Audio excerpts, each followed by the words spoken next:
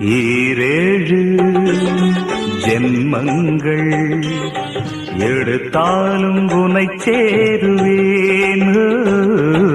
வேறாரும் நெருங்காமல் மனவாசல் தன்னை மூடுவே.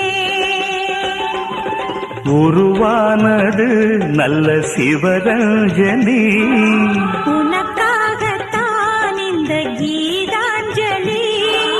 ராகங்களில் ஆலாபனை, மோகங்களின் ஆராதனை. உடலும் மனமும் தழுவும் பொழுதில் உருகும் ஒரு ஜீவன்தான் உன் பாடல்தான் ஓயாமல் இசைக்கின்றது.